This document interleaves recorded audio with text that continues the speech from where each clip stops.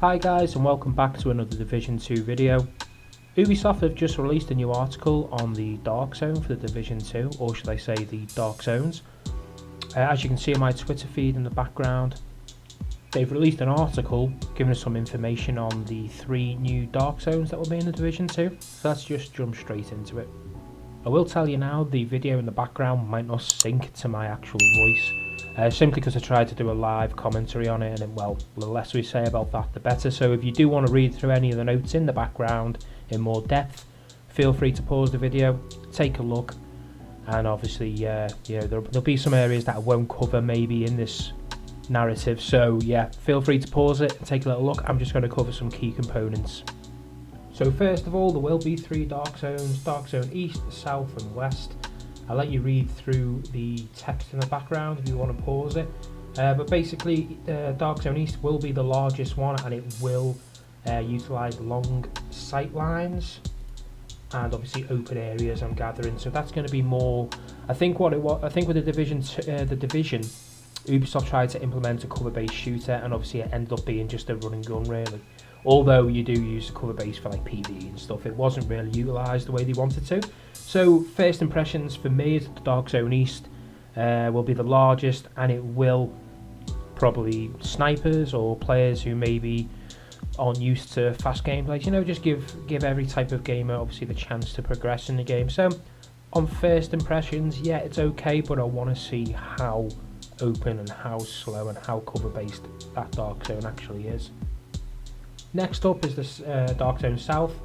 It says it's the smallest Dark Zone and emphasises close quarter combat. So what, like, I'm gathering that'll be more like the way skirmish is, I suppose. Close base combat, so SMGs, run and gun, probably similar to what we're used to now. And then the Dark Zone West, it says, is split into 2 parts by a large canal. Georgetown is characterised by medium range engagement and features European style architecture. That sounds more. See, what's worrying me about these Dark Zones, are they going to be different not only gameplay but game styles? Are they going to be turned into like the way Last Stand, Skirmish and Underground are now? It's a bit confusing, I'm not going to lie. I'd like to have just had one big Dark Zone, but it is intriguing having 3, and I suppose only time can tell. So let's move on anyway. So my next point I want to talk about is the server capacity, and to be honest, after reading through it, I'm not too fussed on it. It really does worry me. Basically, I'll let you, again, if you want, if I've gone past it, I can only apologise if you've already read it.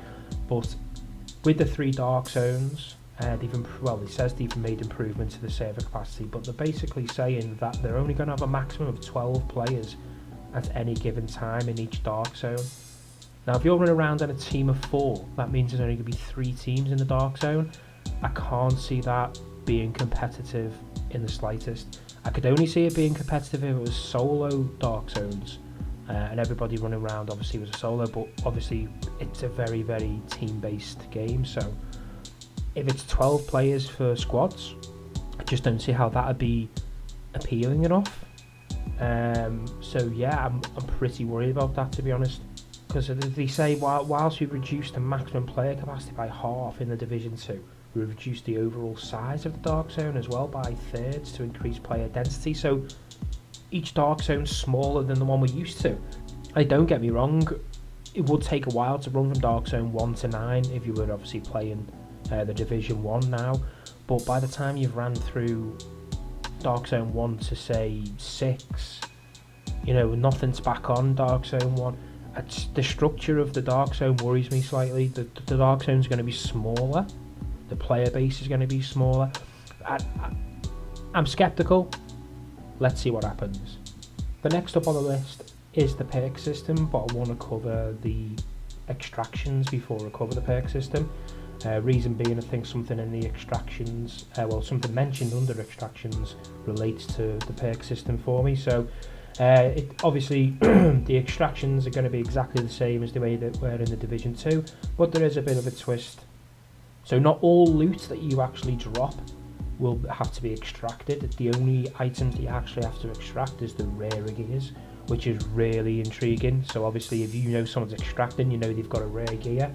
So, and you know, anything else just goes straight into your backpack.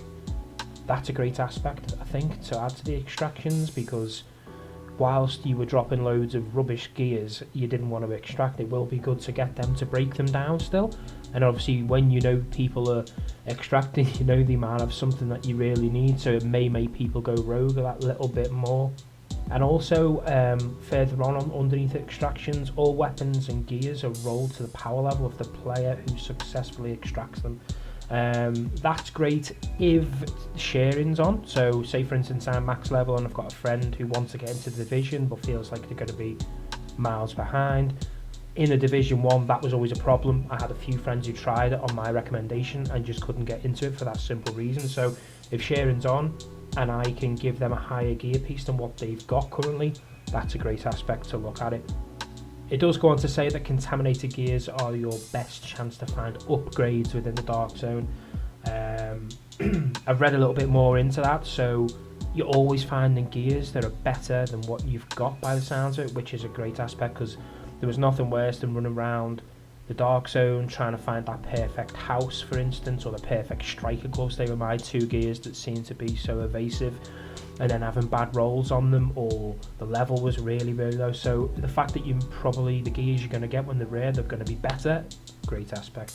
So the reason I wanted to leave the perk system till after the extractions is because there's something mentioned in the perk system that I think benefits something that the extractions paragraph mentioned. So in this one, in the Dark Zone, your level matters more than ever. So there'll be a Dark Zone operator in the base of operations. The base of operations will be the lighthouse from the images that I tweeted out earlier.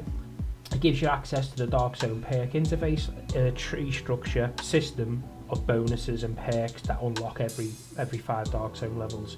So while they're not power based, they improve your Dark Zone experience. So it says ranging from extra space for your contaminated items, increased rewards for rogue agents, or additional opportunities for loot. So obviously you can level it up and get the perks that you want. I think it's going to work similar to the way your perk system worked in Division 1.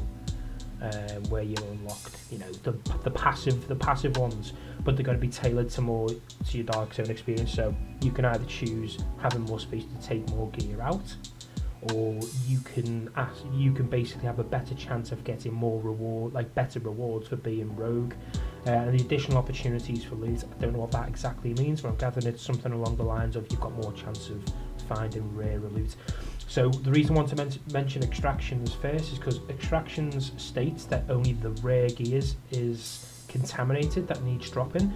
So I'd be very reluctant to use the perk system with leveling to increase the space for contaminated items, because how often you're going to come across a rare gear, like just say for instance if it was now, we can take six on a rope. So you're not going to find 6 exotics straight away. So for me, I'd maybe concentrate on getting increased rewards for rogues, or as I say, better drop rate. So that's why I wanted to mention that first.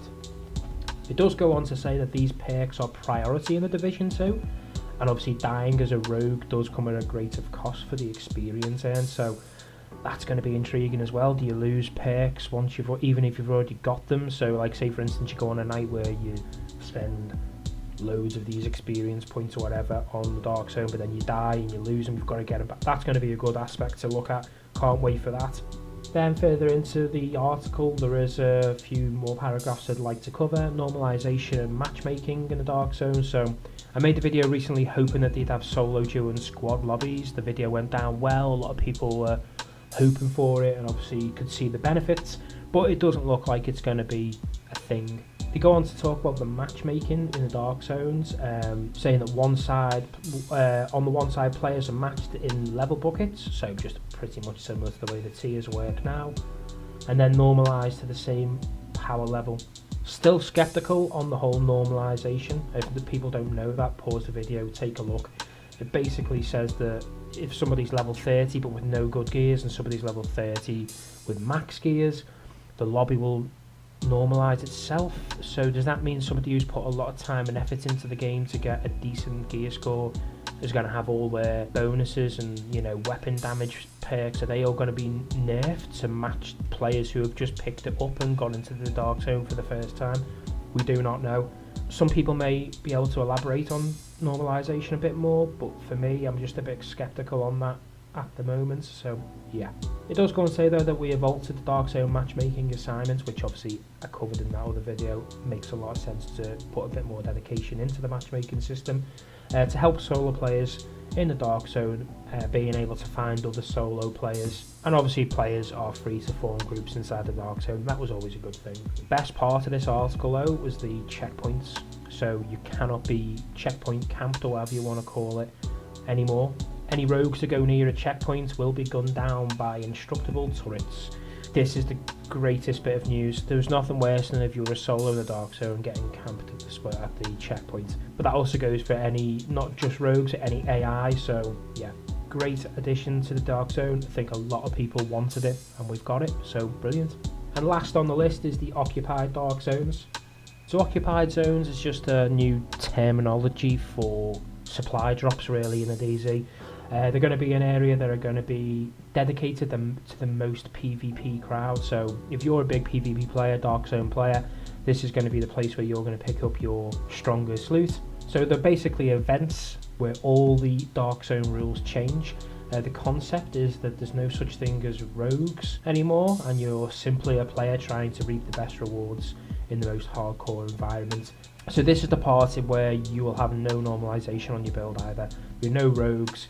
There'll be a friendly fire will be active, and you're basically allowed to utilise every part of your build, which is good. They don't give too much away. They just give it the whole marketing spiel to get you intrigued in it.